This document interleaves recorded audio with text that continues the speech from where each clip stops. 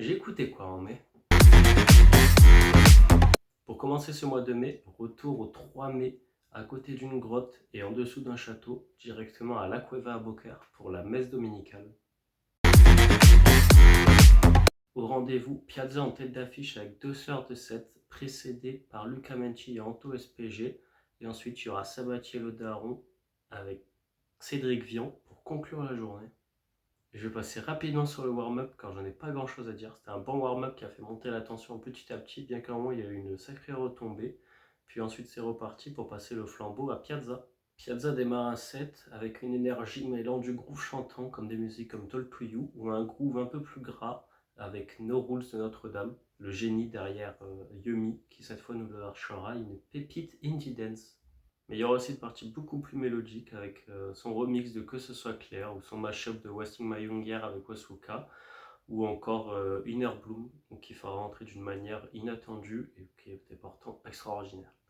J'ai aussi été marqué par son utilisation de la RMX avec un effet de riser et soit d'écho, soit de reverb, j'ai un doute, j'en suis pas sûr, qui faisait par à-coup à la place de faire une montée qui restait. Maintenant, place à Sabatier, le Daron et Cédric Vian. Et là, on part sur quelque chose de beaucoup plus lourd, beaucoup plus gras, qui garde le public sous tension avec une énergie constante, avec des morceaux comme Psycho Killer, Elle m'a dit je t'aime, Elaine de Prida. On peut dire de cette journée que c'était 3 sets, 3 ambiances, mais toujours de qualité.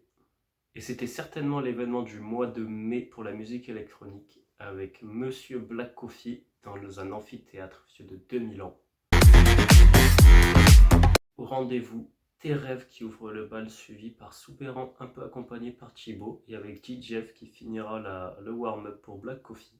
On ne va pas trop s'attarder sur cette partie parce que j'en ai pas grand chose à dire, mais c'était une bonne mise en jambe, et une mise en jambe qui a permis en plus de rencontrer Raphaël Palacci accompagné de Fanny Sachou, quelques heures avant que Black Coffee démarre.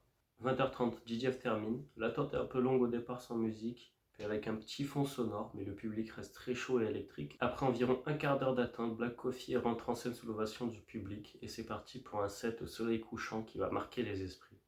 Au départ, c'est la légère douche froide. Après quelques minutes, l'orchestre quitte la scène et laisse Black Coffee avec un set un peu plus basique. Et n'étant plus autant fan d'Afro House qu'avant, j'ai du mal à y rentrer dedans. Mais une fois la nuit tombée, la communion parfaite commence entre le public, Black Coffee et les jeux de lumière qui étaient juste extraordinaires. À ce moment-là, ce n'est plus simplement un set, c'est une expérience. Et là, une ambiance mélodique se met en place. Petit moment de plat, je me regarde moi et mes amis et je leur dis rapture. Et quelques secondes après, Rapture démarre accompagnée d'un orchestre et c'était magique.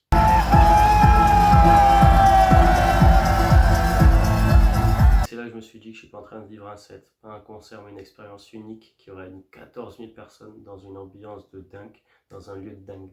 C'était ça, Black Coffee anime. Maintenant, place à Orsi qui conclura le show avec une ambiance beaucoup plus mélodique house et techno, avec notamment un remix de Flying Away With You, mais ça on en reparlera plus tard. Maintenant, direction le Clos de Provence pour l'after. En tête d'affiche, Arapou avec Soubéran B2B Thibaut, le retour, et bien sûr Monsieur Raphaël Palati. Je suis arrivé un peu tard, aux alentours d'1h du matin, durant le set de Thibaut et Soubéran, avant que Arapou démarre. Mais bien que j'ai pu voir l'intégralité du set de Arapou et une grande partie de Soubéran avec Thibaut, la partie qui m'intéresse le plus et laquelle je vais parler est celle de Raphaël Palati. Raphaël Palati, c'est un artiste extraordinaire que j'ai déjà vu plusieurs fois mais qui me régale toujours autant. C'est l'artiste qui m'a vraiment fait découvrir l'indie dance. Il a une énergie, une vibe incroyable qu'il avait encore ce jour-là. Je pourrais parler de 1000 choses différentes, mais je vais surtout parler des moments où il a joué ses productions, parce que toutes ses productions sont des productions que je sèche encore et encore.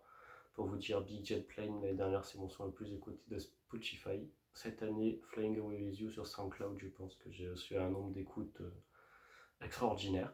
Et 4am Jamin, on verra ça à la fin d'année sur Spotify quand on aura des chiffres, mais je pense que ça risque d'être d'un des sons les plus écoutés.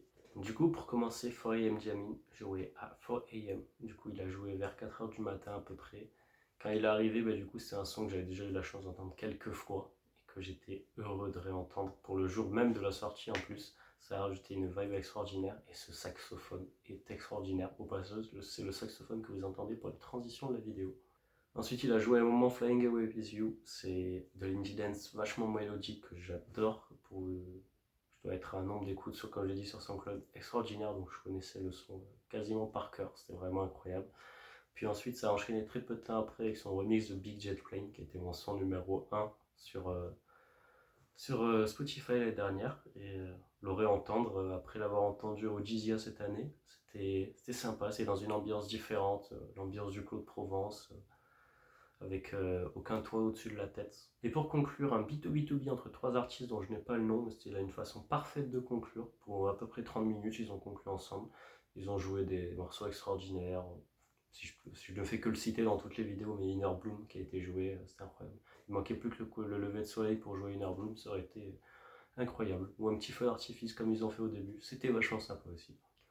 Et pour terminer cette vidéo, petite mention spéciale à Disconnect qui était aussi au Claude Provence. J'y suis allé les dernières minutes, donc c'est pour ça que je ne vais pas en parler grand chose. En tête d'affiche avec Julien Fijma que j'ai pu voir. Et j'ai aussi pu voir le B2B entre Berthe et Martino qui était vachement sympa. Mais je ne vais pas m'attarder dessus parce que je n'ai pas grand chose à dire. C'était pas prévu que j'aille à la base. Maintenant, rendez-vous le mois prochain.